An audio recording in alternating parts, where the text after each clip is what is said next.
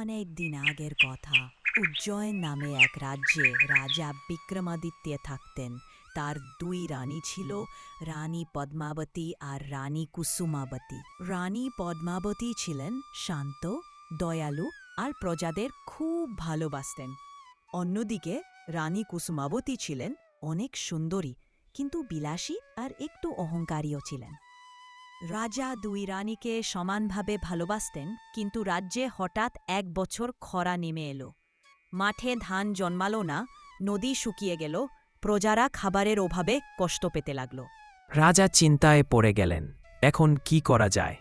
রানী পদ্মাবতী বললেন, মহারাজ, রাজকোষে যে সোনা রূপো জমা আছে তা দিয়ে কৃষকদের সাহায্য করুন, কুয়ো খনন করান, তবেই প্রজারা বাঁচবে। অন্যদিকে সুকুমাবতী বললেন।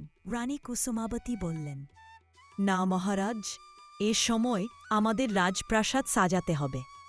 যদি বাইরের রাজারা দেখে আমাদের ধনভাণ্ডার কত বড়, তবে তারা আমাদের ভয় পাবে। রাজা প্রথমে দ্বিধায় পড়লেন।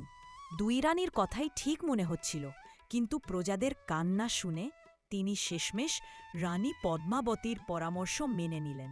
তিনি রাজকোষ খোলার অনুমতি দিলেন, কৃষকদের ধান চাল দিলেন, নতুন কুয়ো খনন করালেন। ধীরে ধীরে রাজ্যে আবার সবুজ ফসল জন্মাতে শুরু করল, নদীতে পানি ফিরল, প্রজাদের মুখে হাসি ফুটে এলো। প্রজারা রাজাকে আশীর্বাদ করল। রানী কুসুমাবতীও দেখে বুঝলেন, বিলাসিতা নয়, মানুষের দুঃখ সুখে পাশে থাকাই আসল মহত্ব। এরপর থেকে তিনিও রানী পদ্মাবতীর সাথে মিলে প্রজাদের কল্যাণের কাজে যুক্ত হলেন। রাজা খুশি হয়ে বললেন, তোমরা আমার দুই চোখের মতো, একজন জ্ঞান দেখায়, আরেকজন সৌন্দর্য। তোমাদের মিলেই আমার রাজ্য সম্পূর্ণ।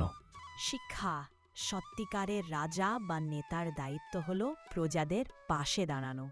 সুখ দুঃখ ভাগাভাগি করলেই আসল ভালোবাসা আর সম্মান পাওয়া যায়।